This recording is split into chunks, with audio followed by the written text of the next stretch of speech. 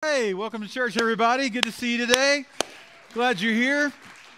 If it's your first time with us, my name is Scotty. I'm one of the pastors here at Journey. I'll be teaching in just a few moments. Welcome to our church. So glad that you're with us. We are one church that meets in two locations. We have this locations here at Castle Pines, and then we have a location at Highlands Ranch. Can you guys help me welcome them today? So glad you're with us. Hey, if you're brand new and you would like a little bit more information about our church, I want to encourage you to fill out the Connect card. It's at the bottom of the note-taking outline that you received when you came in. Fill it out as much as you're comfortable with. At the end of the service, somebody will pass an offering bucket up and down your aisle, and you can simply drop it in there. Let us know that you were here. We'll send you an email with some next steps that you can take, a little bit more information about our church. First big step to take at Journey is to attend Crash Course. That's our version of like a new members lunch. It happens the first Sunday of every month. It's coming up in a couple of weeks on Sunday, November 5th. Love for you to sign up for it. You'll find out all about the history of our church and where we're going together as a church, and most importantly, how you can get involved. And so we'd love for you to attend that. We have it at both locations. And then about once a month, I give our church a build update. And the build update is to let our church know where we are in our progress toward raising funds toward making room for more. About 2 years ago, if you're new to our church, I came to our church and said, we need to make room for more. We were out of space. We were in overflow. We needed more space for our kids. And our dream was to expand the location here at Castle Pines, double that. And so you're sitting in it today here if you're at Castle Pines. And then we're going to add a new auditorium and more kids space. And then we have a dream of launching future locations of our church, of which we've launched one, the Highlands Ranch location. And I just asked people to ask God, what should we give above and beyond what we normally give to make this a reality, to help make room for more. And our church went, prayed, came back, made commitments, and our church committed to give over 2 years $9,121,469.50 toward the project that enabled us to build without taking on any more debt and prepared us for the future. And so I'm excited to announce, as of today, $8,194,763.55 has been given. So that's incredible. And I give you this update once a month because so many people in our church have given sacrificially over the last about 18 months. So many people have gone above and beyond what they would normally give to help make this a reality, to help make room for more kids and more students and more friends and neighbors here at our church and in future locations. I'm also excited to announce today that we're going to start a new location of Journey, and that location is going to be in Parker. It's going to be probably the first part of 2024, January, February timeframe, getting set up for that. If you're interested in being a part of that launch team, maybe you live in the Parker area, maybe you just like to start things. You're just excited about being a part of a group that brings something out of the ground, like starting something brand new. We're going to have some information meetings starting next week. We'll have them after each service in Auditorium 2. They'll just last for a few minutes where we give you a little bit more information about what it looks like to stand up a brand new campus and new location of our church. And we'd love for you to be a part of that. And as always, when you come to an informational meeting at Journey, you're not committing. You're not like signing your life away. You're simply coming to get a little bit more information about it. So we'd love to invite you to attend.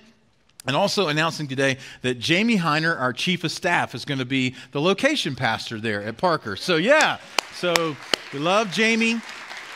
He's an incredible leader. He is Journey through and through, and so he's excited about leading this new launch team. So he'll still be the chief of staff, but he's going to be leading this location for us as well. So excited about that. Thank you for your generosity. It is making a massive difference in the lives of people, so thank you for giving. So before we jump into the message today, I always say regularly that God can say more in a moment than I could say in a lifetime.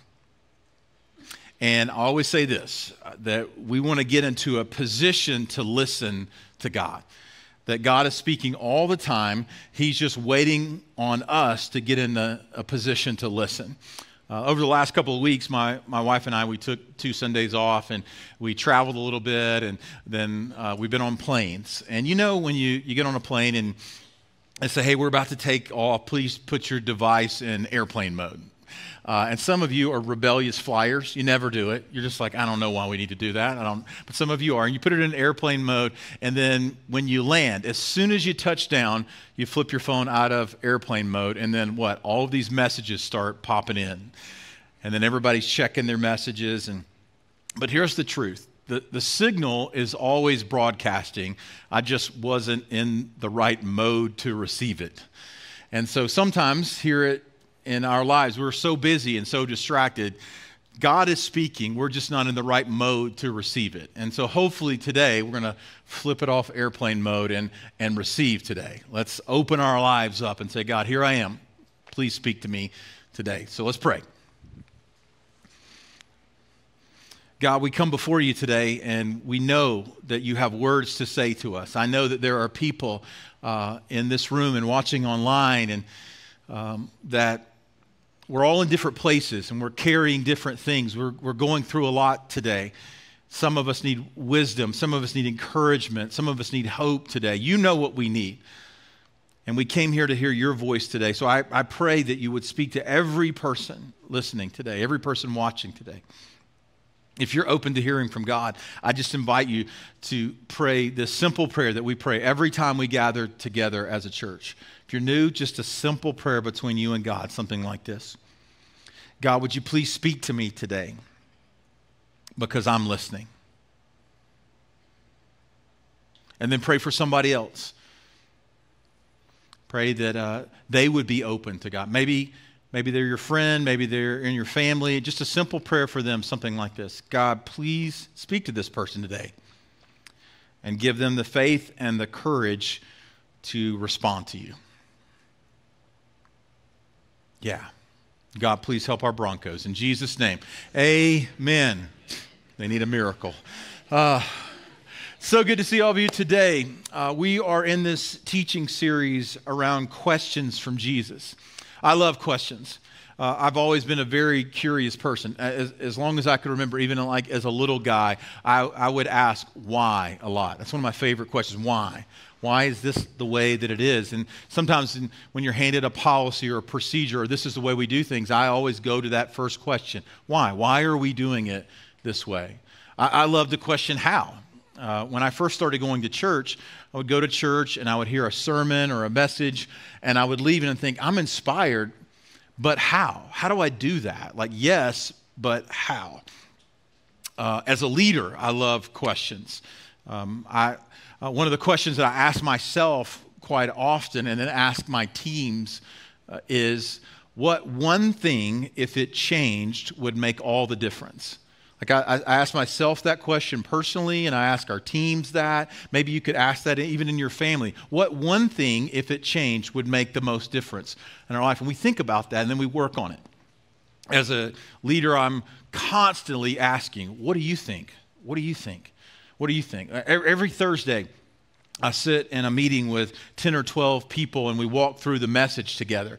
And so there are some who are older like me and some younger, some are married, some are not, different levels of experience, men and women. And I'll go around and I'll walk through the message and I'll say, what do you think? How do you see this? Because it's important to get other people's perspectives. I love questions.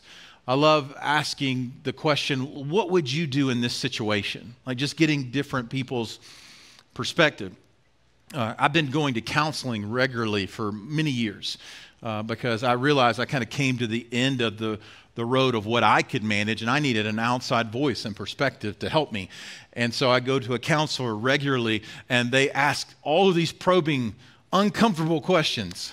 Like I'll share some things, and they'll say something like, well, how's that working for you? And I go, not really well, thank you. He'll ask a question like, why are you so angry? And I go, I'm not angry. And so... You're angry. That was supposed to be funny, but... Or he'll ask the question like, what are you so afraid of? Like, why are you so afraid that this... How do you think that's going to turn out?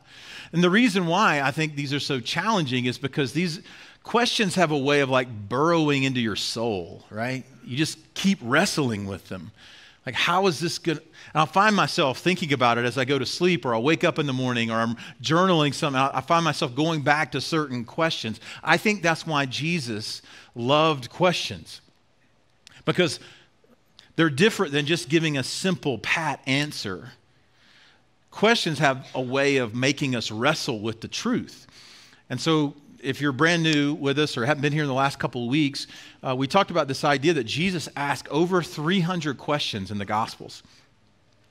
The best I can tell, only 3 of those questions did he really give an answer to. In other words, he just leaves it like a thought grenade out there for you to deal with. People would ask him a question, and he would ask them a question back in return. Isn't that so frustrating? Why? Because I really believe Jesus is a great teacher, and he knows this. Like, the right question, if you're taking notes today, write this down. The right question can open the door to radical transformation. And this has probably happened to you before. A boss or a mentor or a friend or a parent or somebody challenged you with a question, and you wrestled it, and it changed the course of your life. That's why we're in this series. We're looking at some of the questions that Jesus asked people that he's honestly still asking today, causing us to wrestle through some of these things. They're challenging, they're provocative. They lead to transformation. The first week, Corey kicked us off with an unbelievable question that Jesus asked: who do you say that I am? Like, that's the most important question that Jesus probably ever asked. Who do you say that I am? Everybody has to answer that question. Last week, Jeff came back and said, listen, how about this question? What do you want? What do you really want? What a powerful question. And today we're going to jump into one of the most challenging, I think, provocative questions that Jesus asked. And he's asking all of us today. So we'll get to that in just a few moments. If you have a Bible and you want to turn, we're going to look in John chapter 5. This is one of the Gospels that tells the story of the life and times of Jesus. We're going to take a look at John chapter 5, verse number 1. You can follow along with me on the screens. It says in verse number 1, sometime later, Jesus went up to Jerusalem for one of the Jewish festivals. Now, each Jewish male 3 times a year for certain festivals would have to go to Jerusalem to celebrate. They had to go up to Jerusalem because Jerusalem is situated on this mountainside. And so they would literally have to walk up to it. So 3 times a year they would go to Jerusalem to celebrate the festivals. And Jesus is a Jewish man, and he's practicing the law of God, and he's obeying the law of God, and he's going there with his friends and his disciples. When they arrived there, it says this: now there in Jerusalem near the sheep gate was a pool, which in Aramaic is called Bethsaida, and which is surrounded by these 5 covered colonnades. So they go to Jerusalem, and Jerusalem is a walled city. It has walls all around it to protect it from attack. Amazing that almost 2,000 years later, we're still talking about attacks in Israel.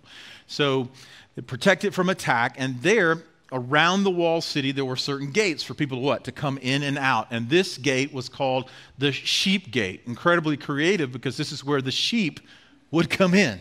So they brought in sheep that would be sacrificed in the temple through this gate. And there was a pool there, and they would wash the sheep, not necessarily in this pool, but there was an area that they would wash the sheep for sacrifice. But there's a pool there. It's called Bethsaida. It says it's in Aramaic. Aramaic is the language that most of the Gospels are written in. Bethsaida stands for, or is translated, house of mercy. And there, picture this, a rectangular pool, and all around it are these colonnades, or there's these columns with a roof on top of it. They're open air, but they protected the people from the sun. So people would gather there, and there's a certain kind of people who would gather there. In verse number 3, it says this: there's a great number, hundreds of disabled people used to lie there, the blind, the lame, and the paralyzed. So a legend sprung up in the first century that in this rectangular pool, every so often, the water would stir. And so we don't know if it was like an underground spring that the water would bubble up, but a legend popped up, a myth, that an angel's wing every so often would brush the water, and that the first person who got into the pool would be healed of their infirmity, their blindness, their lameness, their paralyzed, their disease. They would get into the pool and be healed. So hundreds and hundreds of people would gather around this pool, hoping, crossing their fingers, that maybe they could be the first to make it into the pool, because these were desperate people. This is the first century in Jerusalem. There's no welfare state. They're begging for their living. They may have a few friends or family that help take care of them. Maybe they go home at night, but they come back during the day. And every so often, the water would stir and there would be a big fight, a crowd of people clamoring to try to get into the water. It would be like a hospital in Jerusalem. They didn't have the medical care that we obviously have today. So they're there thinking this is our only hope, but these are people who are past hope. Like, these are people who are desperate and they're full of despair. And so the wealthy and the religious elite would avoid this area at all costs, because if they got close to these people, they would be considered ceremonially unclean, and they couldn't go about their business, and they couldn't go to the temple, because they believed, not because the Bible said, but because they believed that these people had done something, that they were being punished by God. Sometimes we still think that. We still think when something goes bad in our life, we're being punished by God. But they thought these people were sinners. These people had these afflictions because they had done something wrong, and therefore they avoided them. Now, before we get all high and mighty, there's a lot of areas in our city we avoid, that we just simply go, that's too uncomfortable to see, so I'm not going to go down that street. So that's what they did. But we'll find that Jesus heads straight there, right? That's good news today, everybody, by the way, that Jesus always goes to the place where people need help. Jesus is always after the people who have lost hope and who are full of despair. So he goes there. When he gets there, there is one who is there among them who has been invalid for 38 years. That's a long time. Come on, raise your hand if you're not 38 years old, okay? That's a long time to be dealing with this affliction. This is a man who's past hope. This is a man who shows up every day clinging on to maybe this small idea that I could find healing. This morning when I was reading the passage over again, I was just struck by this word, invalid. If you break that word down, it means invalid, no value. You offer nothing. And that's how he saw himself, and that's how society saw him, but not Jesus. Because every single person who ever takes a breath is made in the image of God and is valuable in his sight. Do you know how valuable something is? By what you're willing to pay for it. And for every soul who's ever taken a breath, God was willing to give the ultimate price of his son for you. That's how valuable. If you ever wonder, am I valuable? Am I important to God? You just look at the cross and go, oh, the ultimate price was paid for me. So 38 years of like despair. But we're tempted, like in modern day, to look at this and go, that's crazy for them to believe this legend and true, like to go up by this pool and kind of this superstition, and I can't believe that they would waste their time doing that, like crossing their fingers, hoping this all turns out. But we do this too. Like, we do this a lot we have the pools that we go to, right? Sometimes we think all things will just turn out like, in my life, and especially as a younger guy, like, you run up a credit card and you think, well, someday I'll pay that off. I mean, someday everything will turn out and I'll make enough money to pay that off. And then you add another credit card and another, and you just kind of build that up and just kind of hope it's going to turn out. We have a student loan crisis where in our country where we take out loans for education, and we go, I hope one day I get the job to pay all that off. We do this too, right? We think maybe I'll win the lottery one day. Win the lottery, and then I'll be really responsible with my money and pay off all the debt. You ever play that game, by the way, like, if I won the lottery, I would do this. I would do that. And you ever pray like a certain prayer, like, God, you know me, I'd be super generous. If I won, I'd be incredible. I mean, I would tithe, I would give. So many people, I'd give almost all of it, not really to a lot of, if you would just bless me with the lottery. There's other pools we go to in our culture that we think will bring healing. We all wade up to them, things like this. Like our culture says this, like personal freedom and individualism. Hey, if I could just work my life the way that I think is necessary, if I could make enough money and situate my life and align the circumstances where I can do what I want when I want, then I'll be okay. Like that's the American gospel, by the way. Like if I could just get to a certain place and be able to have a individual freedom, then I would be whole and healed. How about this one? It'll spring up a lot in the next year. If we could just have new government, political change, because that's worked out so well in the past. If we could just get it right. This is one I do personally, is like the well I go to is just busyness and productivity. Like if I could just accomplish a little bit more, then I would be okay. Then I would be a whole. I know none of you ever struggle with this, but I'm just my own personal therapy session. Sometimes we just go to family and friends, which are good things, but sometimes we lean too heavily on them to think that they're the ones who could lead to healing in our lives. This is a big one in our culture, is just escape. Like the stress of life is so heavy right now that I just try to escape, and whether that's Netflix or social media or recreational weed or video games, like, hey, whatever I can do to just numb out a little bit from the pressure that I face. Here's another pool I just go wading into so many times. If I could just get new stuff, a new truck, a new house, remodel our bathroom, like, it'd be a lot better. This is a big one here in our community, is like new location. Like so many of us, we visited here, we vacationed in this community. Like we came to Denver and we go, oh, this is beautiful. It's amazing. If I could just get to the mountains, like the climate, just going up, I just feel so much better. If I could just move there, and we did. The only problem is that you brought you with you. Because wherever you are, there you are. Brought all of our... Listen, we're just like these people. Oftentimes blind, lame, paralyzed.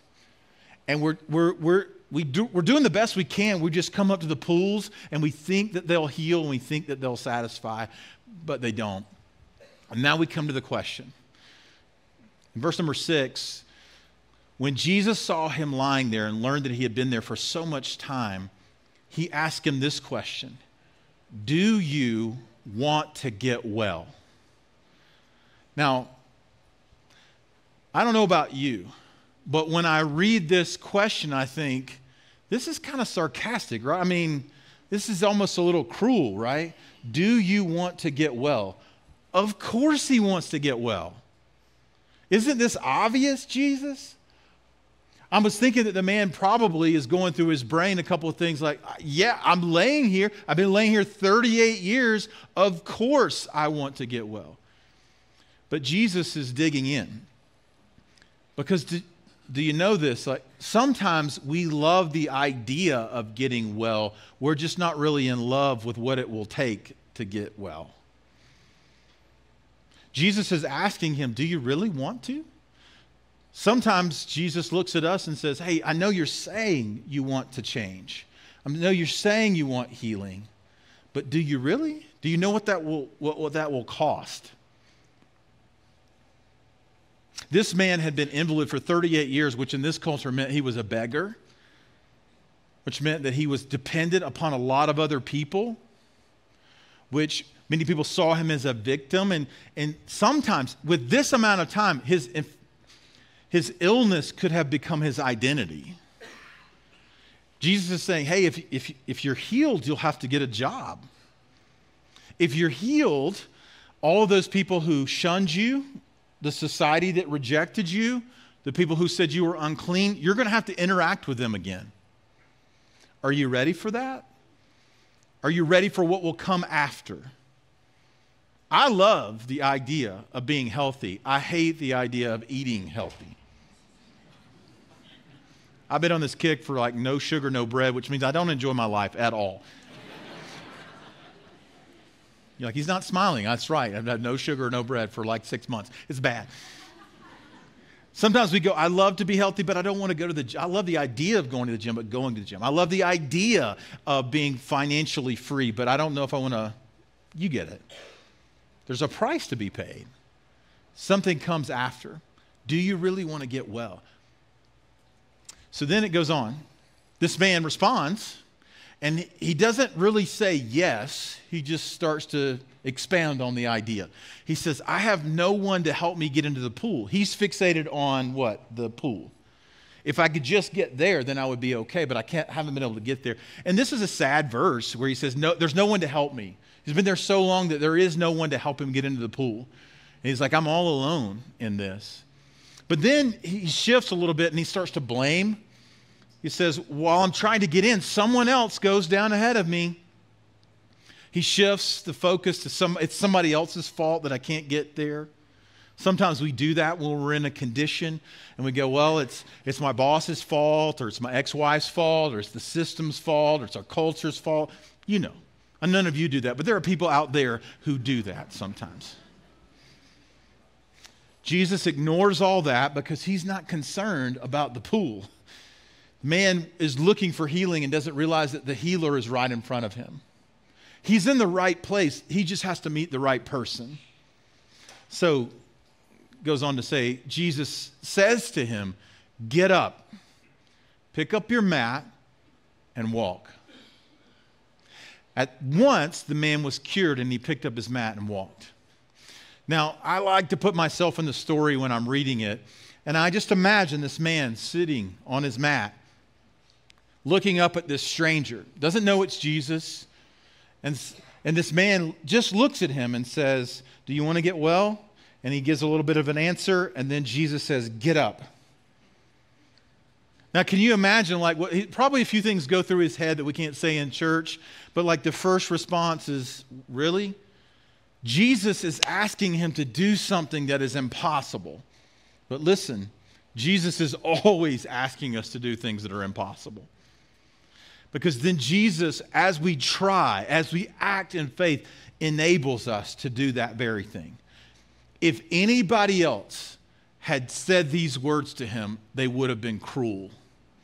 Because they would have offered no power, no hope to respond to them. But Jesus is offering a way out.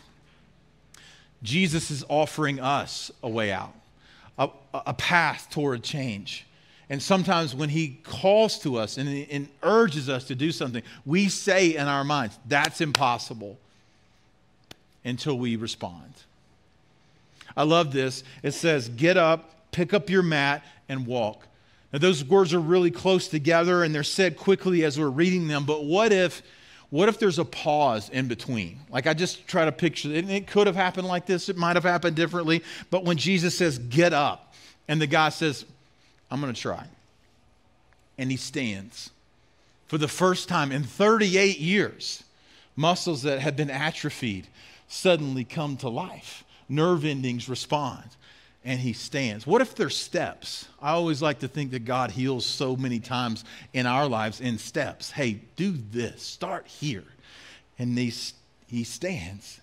At once he is healed, but he responds in steps. And he says, roll up your mat.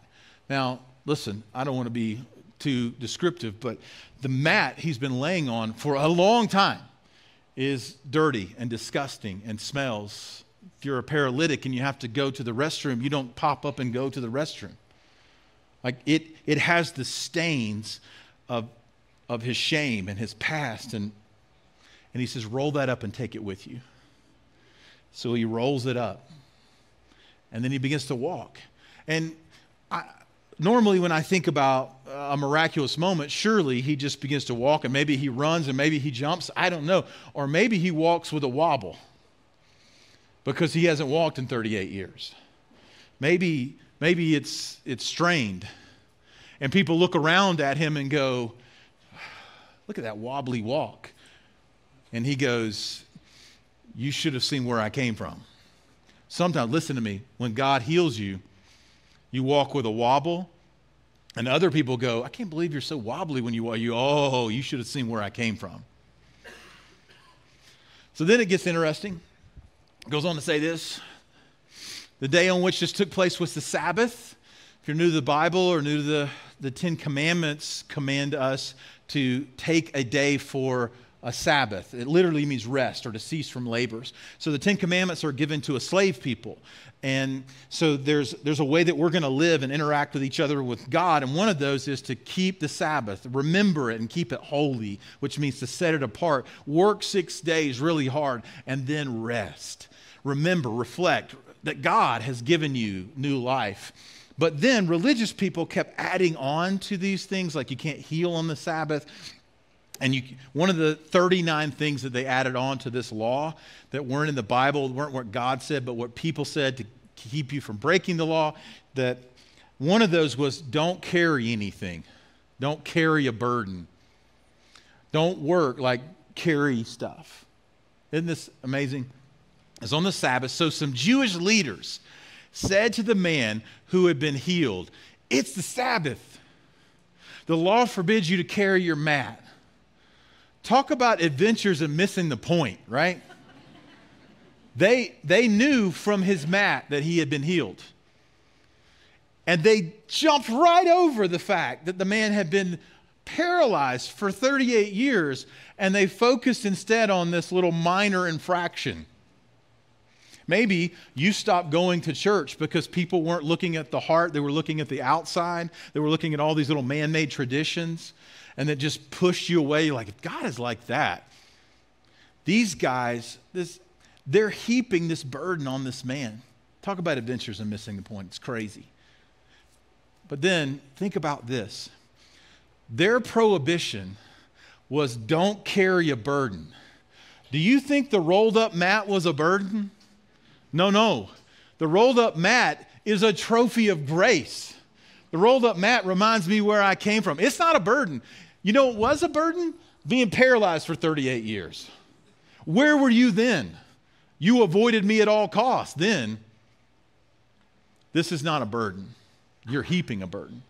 Then they ask the guy, hey, what are you doing? And he says, the man who made me well said, pick up your mat and walk. See, the guy who found me in my despair and said, stand up, roll up your mat and walk, I'm going to go with him over you guys.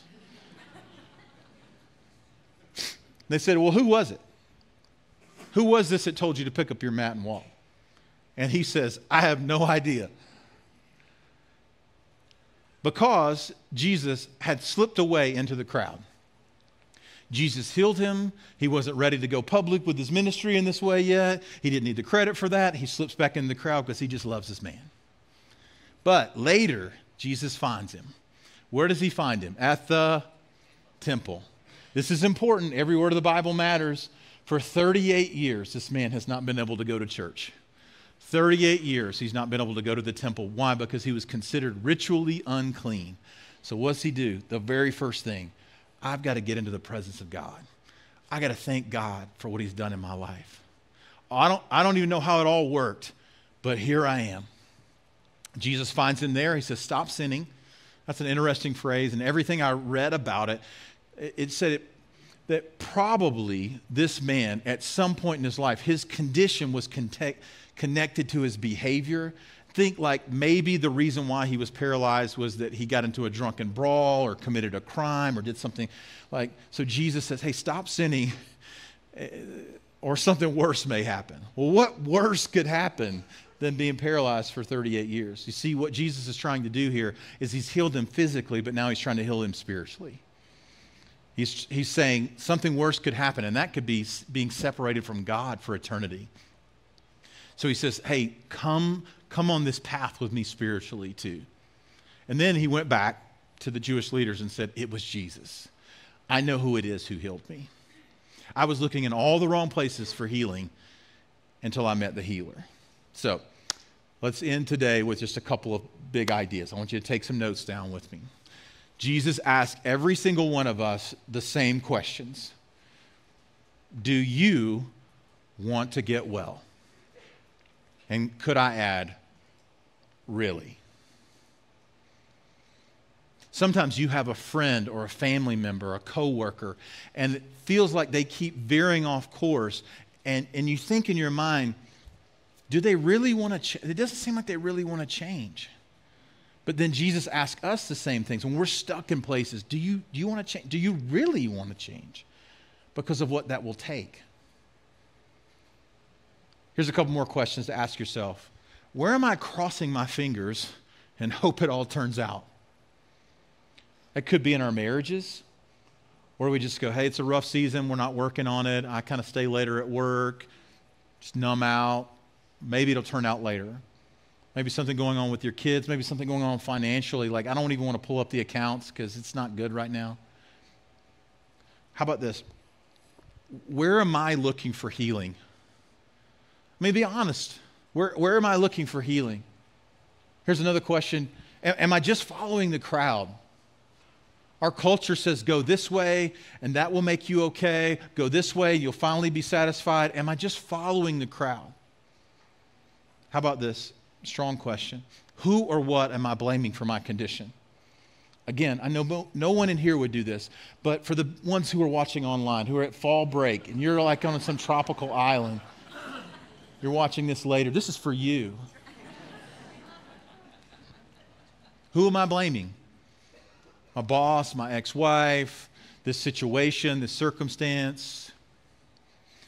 So then, why is Jesus asking this question? This is a provocative question. Do you really want to get well? I think for a couple of reasons. One, to awaken hope. This man's legs had been withered for years, but maybe his hope was too. Maybe your hope is withered today. And you're like, I have carried this weight for so long, and I don't know if it'll ever change. Jesus asked this question to awaken hope, to say, do you really want to change? Because there's hope.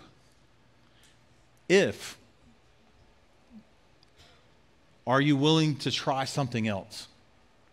So much of the message of Jesus, so much of the message of our church is just constantly asking people who make their way here and in our community, hey, is what you're doing working? If not, I've been down so many dead ends. Is what you're doing, are you willing to try something else? That's the message of Jesus, is that our culture says, go that way, go that way, go that way, and it ends in destruction. And Jesus says, follow me. And it's counterintuitive and it's countercultural, but maybe it leads to life. Are you willing to try something else? And then he leads with this final, like, simple statement of, get up. Get up. Maybe you've been standing at your pool of Bethesda and you're going, I keep trying to find healing and hope. And you're in the right place. So like if you're here today, you're in the right place. But maybe you just need to meet the right person who says to you, get up. You can. Get up. You can try something new. You can take a step forward. And it might seem as impossible to you as it did for this man, 38 years paralyzed, to stand. You might need to apologize. You might need to look at your spouse today and say, hey, what we're doing is not working. We've got to call that counselor. You might be secretly battling an addiction today. So many people in our church over the last decade have just come forward and said, hey, I've done everything I know how to do, but I can't battle this on my own anymore. I need help. Whatever area that is. It might be financially, it might be spiritually, where you say, you know what, I need to surrender my life to Jesus. I've tried all other things, but I need to follow Jesus. I need to join a small group, or I need to get baptized, or I need to start serving. I got to get up. What is that for you today? It might seem impossible, but let me promise you this. As you take steps forward, God will empower you and enable you to step into healing. Let's pray together.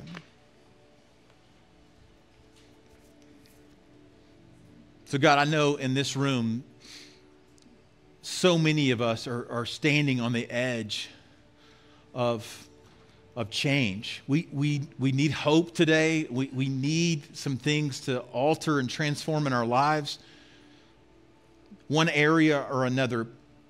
And I pray you'd give us courage to take our steps. Let me ask the question to you that Jesus asked, do you really want to be made well? Are you willing to take some steps today? Maybe you know what that is, and you would just quietly say to God, God, please give me courage and faith to take my next step. Maybe it's that you need to start following Jesus. Maybe you need to surrender your life to him, and maybe today, this is your day. Maybe you just quietly say to God, I need you. Maybe you just say a prayer, something like this: Jesus, I believe in you. I believe you lived for me, you died on a cross for my sin, and you rose from the grave. And the best way I know how, I surrender my life to you. I want to start following you today. Forgive me of everything I've done wrong. Put me on a new path. In Jesus' name, amen.